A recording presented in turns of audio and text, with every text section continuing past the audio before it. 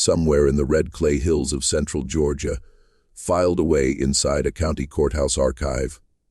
There is a plantation record, water-stained and barely legible. It contains a single sentence no historian has ever been able to fully explain. "To do we go in?" It reads, "No white man has crossed the line of the Rue cabin since the incident of late summer 1857, and none shall be compelled to do so." 4 masters. 4 men who owned human beings, who broke apart families with the same ease others broke bread, who commanded hundreds of acres and dozens of lives without hesitation. 4 of them refused, collectively and in writing, to approach one small cabin at the edge of a cotton field. That cabin belonged to a woman named Cora, and what she had planted around it. What she had done in that soil, in that silence over the span of 18 months, changed the balance of something fundamental on that land. The story of what she cultivated and why those men were afraid has never been told in full until now. Before we continue with the story of Cora and the Harland Plantation, take a moment to subscribe to Dictarine of Darkness and drop a comment telling us what state or city you're listening from. We want to know where in the world this story is finding you tonight. What happened on that Georgia plantation in 1857 did not begin with Cora. It began, as most dark things do in that era, with something far more ordinary: land, cotton, and the brutal machinery of men who believed they owned everything, including time itself. The Harland Plantation sat approximately 11 miles southeast of Milledgeville, Georgia, out in Baldwin County, a region that by the mid-1850s had become a landscape defined almost entirely by the production of short, staple cotton. Milledgeville itself was the state capital at the time, a city of political ambition and old Southern pride, where men in linen suits debated secession over Bourbon and spoke of their people with a possessiveness that made the stomach turn. The surrounding countryside was fertile, hot, and unforgiving. The summers in central Georgia during that decade were particularly brutal. Temperatures climbed into the upper 90s for weeks at a stretch, the humidity pressing down like a wet wool blanket, and the red soil cracked and bled rust-colored water after even the lightest rain. The Harland family had worked this land since the 1820s. Ezra Harland, the patriarch who had purchased the original 600 acres, was long dead by 1857. The plantation now belonged to his son, Clement Harland, 43 years old, a man described in local letters of the period as precise, cautious, and deeply attached to order. Clement was not known for cruelty in the theatrical sense. He did not take pleasure in spectacle, did not demonstrate his authority through screaming or public punishment. His method was quieter, and in some ways more absolute. He kept meticulous records. He tallied everything. He measured productivity in units that had no room for human variance. And when those numbers fell short, the consequences were administered with the cold efficiency of an accountant closing a ledger. By 1857, the Harland Plantation held 41 enslaved people. Their names were recorded in Clement's ledgers with the same notation system he used for livestock and equipment: first name, approximate age, assigned task, and a brief note on condition. The cabins where they lived were arranged in 2 rows behind the main house, a cluster of low, slung wooden structures facing each other across a narrow dirt lane. They were drafty in winter and suffocating in summer. They smelled of pine resin, wood smoke, and the particular human exhaustion that accumulates in small spaces over many years. Cora was listed in Clement's ledger as Cora, approximately 38, field and household. Condition sound. That notation, sound, was used by slaveholders to indicate a person they considered physically intact and economically productive. It said nothing, of course, about who Cora actually was. It said nothing about the fact that she had been born on a different plantation, one county over, and had been sold to the Harland estate at age 20, 2 following the death of her first owner. It said nothing about the 2 children she had carried and lost. One to fever. One to a sail that took a boy named Solomon north into the Carolinas before he had grown enough to look his mother in the eye. It said nothing about the years she had spent learning quietly, without announcement, every plant that grew in the red clay soil of Baldwin County, what each one could do, what each one meant, and how to persuade things to grow in places that did not welcome them. The 3 other planters whose names would eventually appear in that courthouse document were neighbors and occasional associates of Clement Harland. Randolph Sutter owned the property immediately to the east, a man in his mid-50s with a reputation for a short temper and a long memory. Wesley Prout held land to the north, a younger man who had inherited his holdings and never entirely shed the unease of someone who hadn't earned what he possessed. And Marcus Devon, who worked an adjacent parcel along the creek, was the most educated of the 4. A man who had studied briefly at a college in Savannah and carried his learning like a shield against the world he lived in. 4 men, 4 properties, 1 shared boundary along the southeastern edge of the Harland Fields, where the land dipped slightly and the water table rose close enough to the surface that certain things grew there that did not grow anywhere else for miles around. That was where Cora's cabin stood, and it had not always been her cabin. The structure at the edge of the eastern field had been used for storage before Clement, in a gesture of practical reorganization, decided to move it into rotation as a dwelling. He assigned it to Cora in the spring of 1856. The reasons were logistical. She had been managing more of the field work near that boundary, and it reduced her travel time each morning. The cabin was smaller than the others, more isolated, and set further from the central cluster of dwellings. Most of the other enslaved workers at Harland considered it an undesirable posting. Too far from the warmth of community, too close to the low, lying ground where mosquitoes gathered in clouds at dusk. Cora accepted the assignment without visible reaction. She moved her few belongings into the structure in a single afternoon and spent the first night there alone. No one paid much attention to what she did with the ground around it. Not at first. The change began slowly enough that it registered first not as a fact but as a feeling. The kind of peripheral unease that people in that era were quick to attribute to bad air, or the influence of evening humors, or simple exhaustion from long days in the sun. Several of the Harland field workers later recalled in the years following that they noticed something different about the southeastern boundary by midsummer of 1856. A smell, they said, when the wind came from that direction. Not an unpleasant smell exactly, something complex and difficult to name. Green, sharp, faintly bitter, with an undertone that some compared to burnt earth after lightning and others described as close to the smell of a church. Cedar, and dry herbs, and something they couldn't place, but felt they should recognize. By autumn, those who walked past Cora's cabin on the way to the eastern fields began to notice the plants.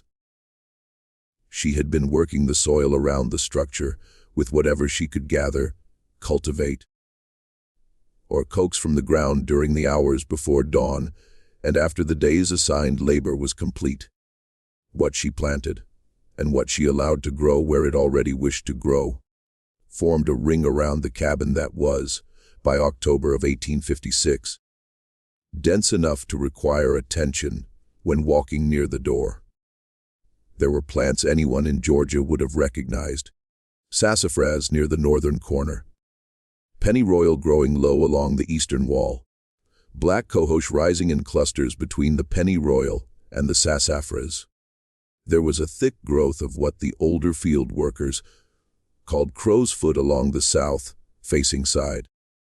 And along the path to the door, she had placed rows of something none of them could name, a dark, leafed plant with small white flowers that bloomed only at dusk and closed before sunrise, its roots going down into the clay in a way that made the soil around it look almost deliberately disturbed, as though something beneath the surface were responding.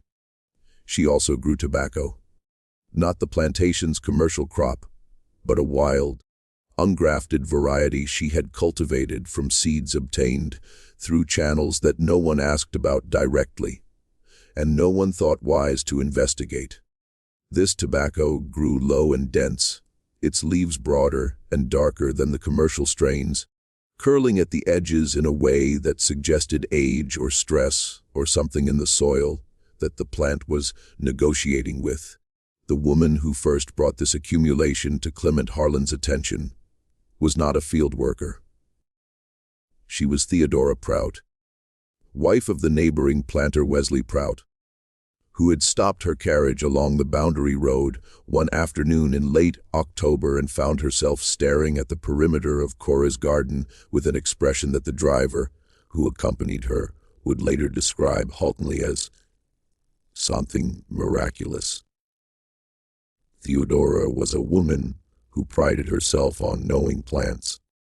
She kept a formal garden at the Prout house, maintained a small physic garden of medicinal herbs, and had studied several texts on botanical remedies that were fashionable among educated women of her class. She recognized some of what she saw, enough to ask questions. She sent a note to Clement Harlan that evening. The note was brief and did not explain itself fully, which in retrospect may have been more alarming than any direct statement would have been. It read, "Mr. Harlan, I observed today the garden of the woman you have stationed at your eastern boundary. I believe you should examine what is growing there before the season changes. Some of what I saw I could not name. Some of what I could name I would rather not put to paper. I remain as ever your neighbor in good faith." The Clement Harlan walked to the eastern boundary the following morning. He later recorded the visit in his ledger. The only personal observation he committed to writing among his otherwise purely numerical entries. He wrote, "Visited the Rue cabin. Found extensive and unusual cultivation around the structure. Asked Cora about the nature of the plants. She was cooperative in manner and answered that she grew what was useful to her for cooking and medicine. She could not be faulted directly. The garden is in no way impeding the fieldwork. I will observe further." That phrase, "I will observe further," suggested that Clement had seen something he could not immediately categorize, and that his instinct, in the absence of a clear category, was to wait. He was a man of systems, and systems required data before they permitted conclusions. He observed further. And what he observed over the following weeks made him increasingly reluctant to observe at all. To understand what Cora had actually built around that cabin, and why it had the effect it did, it is necessary to understand something about the world she inhabited, the knowledge she carried, and the particular geography of fear that governed the relationship between the plantation's enslaved population and the white men who moved through that world with such certainty. Cora had grown up on a plantation in Putnam County, one county west, under the ownership of a man named Peregrine Slade, a figure who appears in surviving records as a minor planter, not particularly prosperous, not particularly notable. What the records do not capture is what Cora experienced in that household, or what she learned during her years there, from an elderly woman named Mama Thistle, who was among the oldest people on the Slade property and who carried knowledge that had traveled a very long distance. The provenance of that knowledge is difficult to reconstruct with certainty. The enslaved population of the Deep South in the Antebellum period included individuals and families whose roots traced back to West African traditions. Yoruba, Dahomey and Fon, that placed enormous importance on botanical knowledge, on the uses of plants not only as medicines, but as spiritual markers, as communication between realms of meaning that Western European frameworks had no vocabulary to describe. This knowledge had survived the Middle Passage in fragments, had adapted and hybridized with indigenous American plant knowledge, and with the folk medicine traditions of poor, white communities who shared geographic space with the enslaved. By the mid-19th century, it had become something that was neither purely African nor purely American, but entirely its own, a living system of understanding that practitioners kept hidden from the men who owned them for obvious and urgent reasons. Mama Thistle, by all accounts that can be reconstructed from later oral histories recorded in the area, had been a practitioner of what the people around her called simply the work. The specifics of her knowledge, what she grew, what she prepared, what she could determine from a plant's behavior in certain soils, were things she passed on selectively. And she passed a great deal of it to Cora during the years they lived together on the Slade property. When Cora was sold and moved to the Harlan Plantation in 1841, she carried that knowledge with her.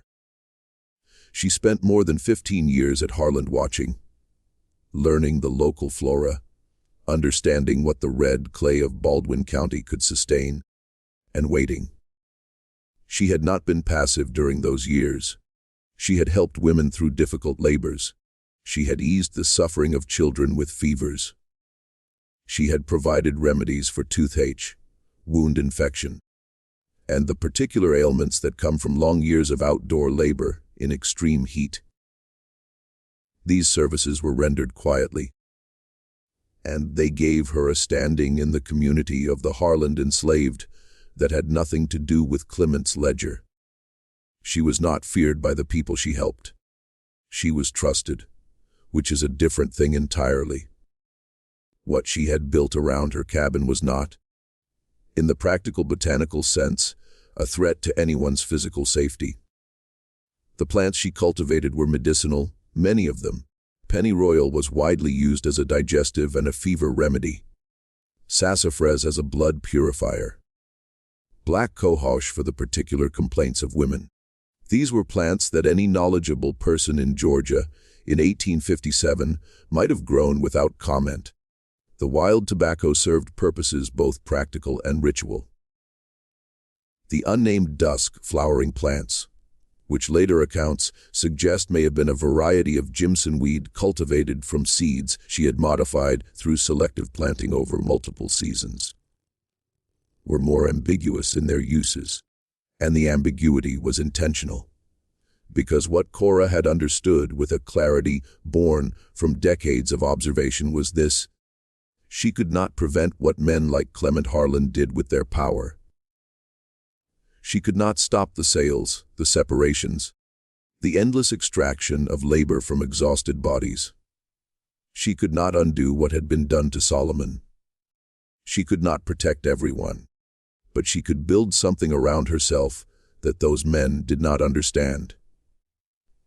And in that gap between what they knew and what she knew, she could create a space that was, in the most fundamental sense, her own. A space that operated according to rules they had not written. The garden was not a weapon, it was a boundary, and it communicated to anyone who knew how to read plants something that the era's laws and customs made impossible to state directly. By the spring of 1857, word about Cora's garden had spread among the enslaved populations of the neighboring plantations in a way that had no equivalent in the world of the white planters around her. The field workers who passed the boundary on shared labor arrangements brought descriptions back to the Surprout and Devon properties. Women who came to Cora for help with their children or their own bodies saw the garden, and understood in different degrees and different languages what it represented. A few of them began asking what they could do, what they could plant, what they could learn. Cora taught carefully and selectively, just as Mama Thistle had taught her. Clement noticed the increased traffic at his eastern boundary. He noted it in his ledger. He did not fully understand what he was noting. And then came the summer of 1857, and the incident that would find its way eventually into a courthouse document in Baldwin County. The summer of 1857 was the driest in the region in more than a decade. By June, the creeks had dropped to half their normal levels. The cotton in the central fields was showing signs of stress, the leaves curling inward at the edges during the hottest part of the day, a defensive response to moisture loss that Clement watched with the tight-jawed expression of a man calculating losses in real time. The neighboring planters were suffering similarly. Randolph Sutter had lost a section of his eastern field to what he believed was a fungal blight. Wesley Prout's wells had gone brackish. Marcus Devon, who had more capital to draw on, was purchasing water rights from a creek property 2 miles north and having it hauled by wagon.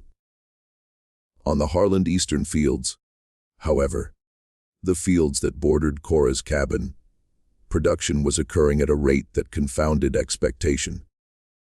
The workers who tended that section reported that the soil there felt different, cooler, more yielding, retaining moisture in a way that the central fields did not. The cotton nearest the cabin boundary was by midsummer the healthiest on the property. Clement recorded this observation with a note that tried to find a rational explanation.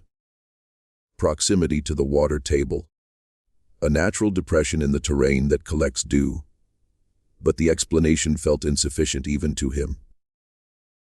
The difference was too consistent, too localized. Then one of the field hands, a man named Tobias Edo, who had been assigned to the eastern boundary since early spring, came to Clement with a report that did not go into the ledger at all. Tobias said, with the careful neutrality of a man accustomed to navigating information carefully, that he had observed something on the nights of the new moon. He said that Cora came out of her cabin after midnight, when the heat had barely dropped, and walked the perimeter of the garden. She carried nothing in her hands that he could see, but she spoke while she walked. Not loudly, not in any way that would carry to the main house. And after completing the circuit, she knelt at specific points among the plants and stayed there for a time. Tobias said he had not been able to hear what she said. He said he had not tried to hear what she said. He said he reported this because he thought Mr. Harlan should know.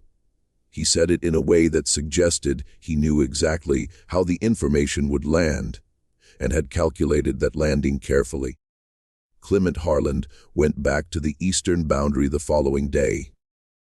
He brought with him Wesley Prout, who had arrived that morning on another matter, and who had expressed curiosity about the situation after Clement mentioned it over the midday meal. The two men stood at the edge of the garden, not inside it, not past the outer ring of plants, and looked. Later, in correspondence with Marcus Devon, Wesley Prout described what he saw. His letter survives in a private collection and was referenced in a local historical study, published decades later. He wrote that the garden was denser than he had been led to expect, arranged in a pattern that he could not entirely attribute to accident or convenience. He wrote that the smell was insistent and difficult to locate, present in the nose before one had registered approaching the place. He wrote that he felt an unwillingness to step inside it, that he found difficult to explain to Harland, and which he attributed at the time to the heat. Though the heat was no worse there than in the road. He wrote that Cora was seated outside her cabin door during their observation and watched them with an expression he described only as quiet. That word, quiet, appears in multiple accounts from white observers of that period when they attempted to describe Koru. It was not a comfortable word for them. In the taxonomy of observation available to white men of the antebellum South, even an enslaved woman was supposed to be readable, deferential, anxious, eager to please, or if resistant, visibly so in ways that could be named and punished. Quiet implied something else. It implied a person looking at you from a place you could not access and choosing carefully what to show you. Clement asked Cora, in front of Prout, to explain the garden. She did so in terms that were entirely reasonable. She named the plants she recognized that he would recognize. She described the medicinal uses. She spoke of using the herbs to treat the minor ailments of the other workers, a service that Clement had tacitly permitted for years because it reduced his expenses on the occasional physician. She was cooperative. She was clear. She answered every question he actually asked. He could not find grounds to object. He could not find grounds to order her to remove it. The garden was not interfering with her work. It was not on any land he needed. It was producing, if anything, a beneficial effect on the adjacent cotton fields. There was nothing he could point to. He and Prout walked back to the main house in silence. That night, Clement sat with his ledger for an unusually long time without writing anything. By August of 1857, the situation had become a topic of active conversation among the 4 neighboring planters, and the conversation had taken on a quality that none of them, in private, would have been entirely comfortable acknowledging. They were afraid, not of anything they could name, not of anything they could document or justify, but the fear was there in the way they spoke about the eastern boundary, Circuitus. A little too careful. Returning to the subject, and then retreating from it, when they got too close to what they actually meant. Randolph Sutter was the most direct of the 4 in his private communications. He had visited the Harlan property in early August, ostensibly to discuss a shared drainage concern, and he had made a point of walking the boundary road. In a letter to his brother in Macon written shortly afterward, a letter that survives in the Sutter family papers, now held at a Georgia historical repository, he wrote, "Harlan has a problem he does not know how to name, which is the worst kind of problem for a man of his disposition. The woman at the eastern cabin has made something there that I have seen only in incomplete form before, and which I could not describe to you even if I wished to. I will say only that it is not nothing, and that it has an audience among the other people on that property that Harlan has entirely failed to appreciate." That phrase, an audience among the other people on that property, was the observation that Sutter, for all his bluntness, did not push further, because what was happening at the Harlan plantation by August of 1857 was not simply a woman gardening at the edge of a field. It was something more distributed, more social, more networked than the planters had frameworks to understand. The women from the neighboring properties, who came to Cora for assistance, for medicine, for counsel, for the particular kind of help that women with no legal rights and no institutional protection sought from someone who had knowledge they needed. They brought things with them, seeds sometimes, and information. Small objects gathered from particular places, and they left with things dried herbs wrapped in cloth, instructions whispered at the door, recommendations for what to plant and where, and something harder to measure, but consistently reported across multiple later accounts. A changed expression, a different bearing. As though the visit had reminded them of something they had known and been made to forget. Several overseers on the neighboring properties noticed this change in the women who made those visits. They noted it in the same way. They noticed anything that fell outside established behavioral patterns, with suspicion and a tentative investigation that consistently failed to find anything actionable. The women returned from the Harland boundary with nothing that could be confiscated, and they had done nothing that could be punished under the rules as written. But something was moving. Something was passing along that network of visits and whispered conversations, and it was moving away from the planters' knowledge and further into a register they couldn't read. Marcus Devon, the most educated of the four, became the most vocal about his unease. In late August, he visited Clement Harland without prior notice and asked directly whether Clement had consulted anyone about the garden. A physician, a minister, someone with botanical expertise. Clement said he had not. Devon said he thought this was an error. He said that the situation at the eastern boundary was having an effect on the behavior of the people on the neighboring properties that he could not entirely quantify, but was confident was real, and he used the word influence. He said it carefully, and then said it again. Clement listened. He was not a man who responded easily to vagueness. He asked Devon to be specific. Devon was quiet for a moment. Then he said, "The women who go there come back changed. Not disobedient. Nothing you could discipline, but changed. Like they've remembered something. And the ones who haven't gone yet, they're asking. I've had 2 women on my property ask my overseer in the last week for permission to visit a sick relation at Harland. There is no sick relation. They want to see the garden." Clement Harland sat with this. Then he said he would speak to Cora. He went to the eastern boundary the following morning. He stood outside the garden's perimeter.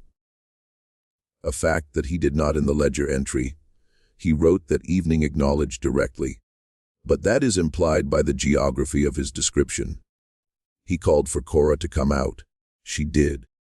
He told her that he was hearing concerns from the neighboring planters about the number of women visiting the property from outside. He told her that he would need to restrict those visits. He said it was a question of order. Cora looked at him. She said she understood. She said she would receive no visitors who did not have his permission.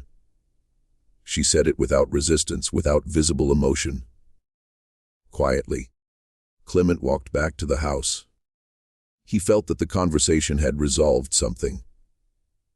He spent most of the following week suspecting that it had not. He was correct, because what none of the 4 planters had understood, what their framework of property and control had made it nearly impossible for them to understand, was that Cora's influence did not require visits to the garden. It had already traveled.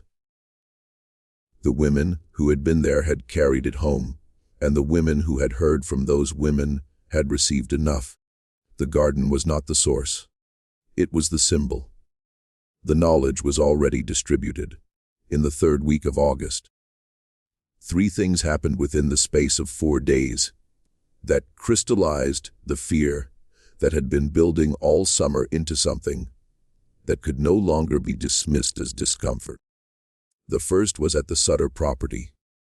A woman named Heidi, who had visited the Harland boundary twice in the spring, was found by the overseer to have planted something along the eastern wall of the Sutter cabin row. A low, dense growth of herbs that he could not identify. He ordered it pulled up. Heidi complied. The plants were gone by morning. By the following week, they had been replanted in 2 different locations, in spaces harder to observe, and had been supplemented with seeds that appeared to have arrived from elsewhere. The second was at the Prout property. Wesley Prout discovered that 3 of the women on his property had been meeting before dawn near the tree line for a period of at least 2 weeks. They were doing nothing he could clearly articulate as threatening. They were talking. He could hear their voices, but not their words. When he approached, they separated and returned to their assigned quarters without incident. His overseer reported that when questioned, each woman gave a different and entirely mundane account of why she had been awake before sunrise. The third was at the Devon property. Marcus Devon found, pressed into the frame of his study window, a dried sprig of something he did not recognize. He brought it to a physician friend in Milledgeville, who looked at it for a long time and then told him that it appeared to be a variety of plant he had seen referred to in a text on West African botanical traditions that had passed through the college library in Savannah. He could not be certain of its local name, but in the context he had read about, it was used as a marker, a message. The message, as near as he could determine from the text, was something like, "I know where you live."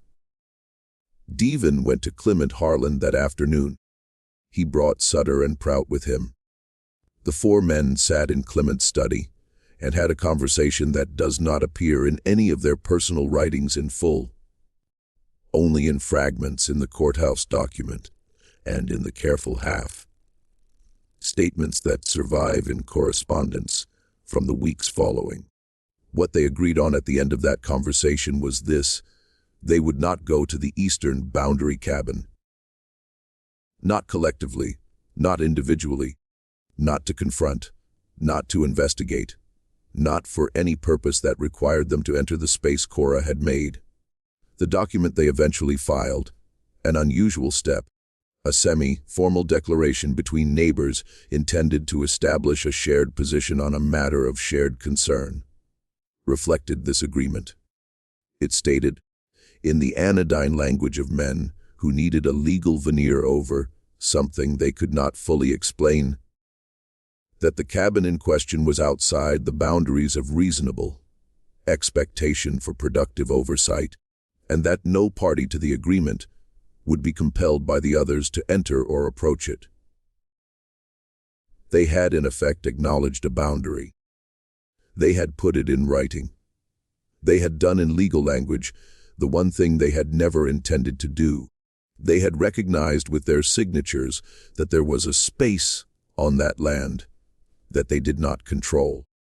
To understand what those four men were actually afraid of, it is necessary to separate the layers, because there were several, and they operated simultaneously. The first layer was practical and had nothing to do with the garden's plants or their arrangement. Cora had knowledge, real, applied, verifiable knowledge about what grew in that soil and what it could do. The plant preparations she made were medically effective in the ways that pharmaceutical botanical medicine was often genuinely effective. Pennyroyal as an emmenagogue, black cohosh as a uterine regulator, various preparations as antimicrobials or analgesics. The women who came to her came for real reasons and left with remedies that worked. This gave her a position of authority and trust within the networked community of enslaved women across those four properties that no overseer, no ledger, no system of observation could fully map or contain. The planters could not surveil that network because they had no access to it and no language for it. What they saw as inexplicable influence was in part, and simply, competence in a domain they had systematically excluded themselves from understanding. The second layer was the botanical signaling. The garden itself as a form of communication. Plants have been used as markers of meaning across many cultures, and in the community that Cora belonged to, certain arrangements carried messages that were legible to those who had been taught to read them and entirely opaque to those who had not. What Theodora Prout had recognized and been unable to put to paper. What Marcus Devon's physician friend had identified as a marker. These were elements of a botanical vocabulary, a system of meaning embedded in living things. When Cora planted certain combinations in certain arrangements, she was not only growing medicine, she was making statements. Statements about sovereignty, about knowledge, about the location and nature of the space she had made. The men could not read those statements, but they could feel the fact of their illegibility. And that feeling was, for men whose entire social position depended on the belief that they were the ones who defined reality, deeply and specifically threatening. The third layer was the most human and the most devastating: the mirror. What Cora had built over 18 months was a space that functioned as evidence. Evidence that the system those four men maintained was not total, not complete, not as absolute as its architects required it to be. Every woman who visited the garden and returned changed was evidence. Every replanted herb at the Sutter cabin wall was evidence.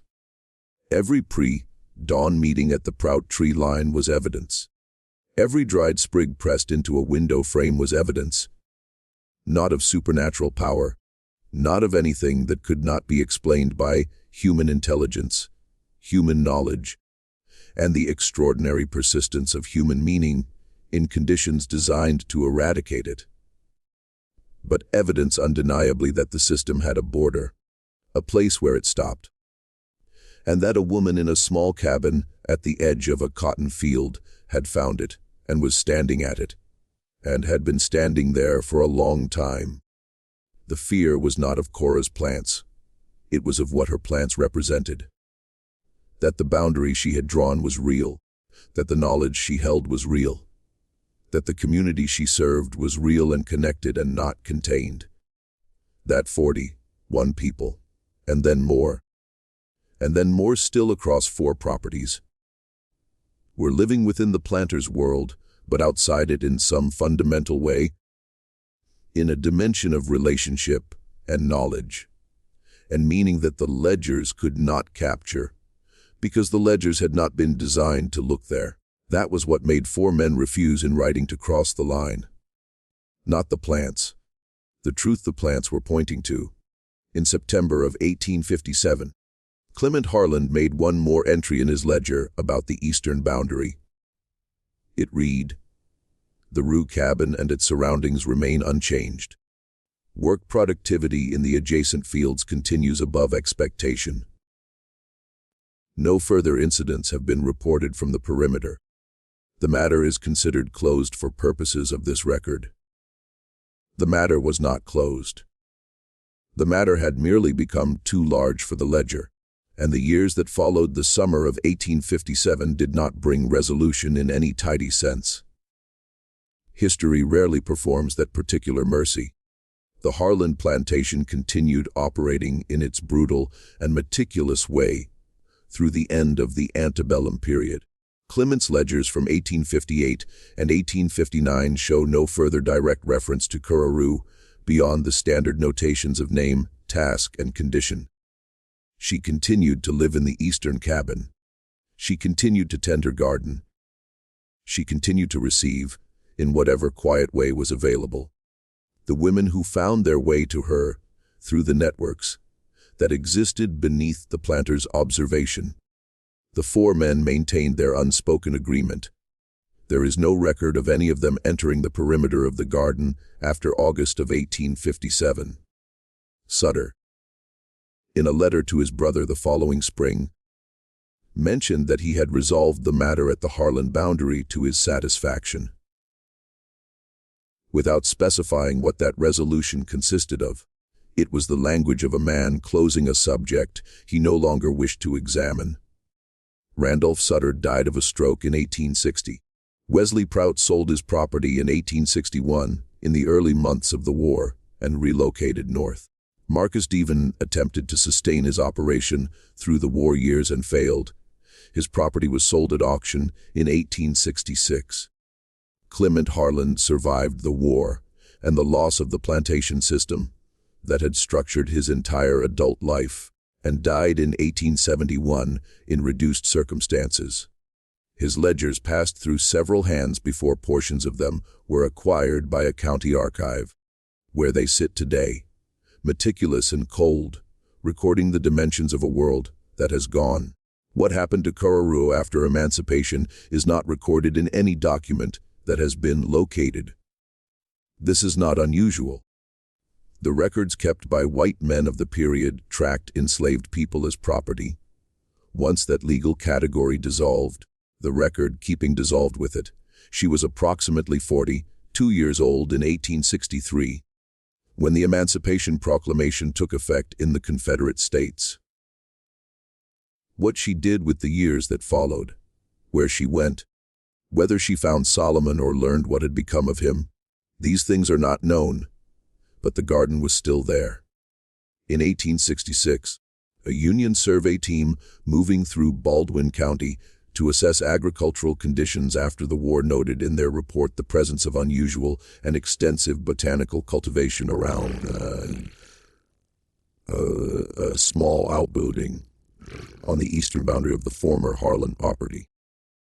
The surveyor who wrote the entry did not elaborate. He marked it on his map with a notation that translates essentially to "see note." No note was ever found to correspond to it. The courthouse document, the semi-formal agreement between 4 planters to leave one woman's space undisturbed, survived because courthouse documents were maintained with a bureaucratic thoroughness that outlasted the system they served. It was filed in a general property record section, not flagged as unusual, and it sat there for many decades before being identified by a local researcher who was trying to understand an anomalous reference in the Sutter family papers. Even then, its significance was not fully appreciated. It was classified as a minor administrative record reflecting a boundary dispute, which was not technically inaccurate, only so incomplete as to be almost meaningless. There is finally the question of what Cora intended. The answer to that question cannot be known with certainty, because Kororo left no written record. She lived in a world that had made her literacy a crime and her knowledge invisible. What she thought, what she planned, what she hoped for, these things exist only in the effects she produced. In the document filed by 4 frightened men, in the changed expressions of women returning from her door, in the pre-dawn meetings at tree lines, in a dried plant pressed against a study window in the dark. But the effects themselves are a kind of record, and they tell us that a woman with everything taken from her, her children, her freedom, her name in any register that mattered, built something that 4 men with all the power of that era at their backs refused to enter. They tell us that she built it from knowledge, from patience, from relationships, from the ground itself. They tell us that she drew a line and the line held. What she planted around one cabin in Georgia in 1857 was not a collection of herbs. It was a demonstration, a proof, conducted in soil and silence, that there is a kind of authority that cannot be purchased, cannot be recorded in a ledger, cannot be enforced or revoked by men who do not understand its source.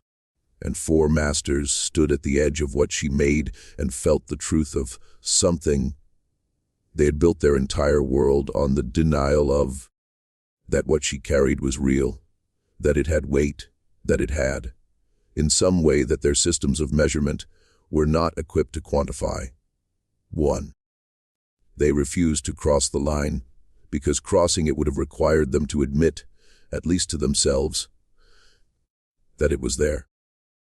And if it was there, if one woman in one cabin, at the edge of one cotton field, had drawn a boundary that could not be erased, then the whole architecture of what they had built began to tremble at its foundations. They signed their names to a document that said, "We will not go near it." And in doing so, they signed their names to something else entirely, to the quiet, permanent, indelible record of her power. History does not always announce itself. Sometimes it presses itself between the boards of a courthouse wall and waits. Sometimes it grows back in 2 different locations. Sometimes it walks a perimeter at midnight in a language that the men holding the torches cannot read. And it says what it says. And the soil holds it. And the soil remembers. What do you think of this story? Do you believe we've uncovered everything? Leave your comment below. What strikes you most about what Kororu built and what those 4 men refused to face? If you want more stories like this one, stories about the buried, the overlooked, the erased parts of American history that refuse to stay quiet, subscribe to Dictarine of Darkness. Hit the notification bell and share this video with someone who needs to hear it. We'll see you in the next one.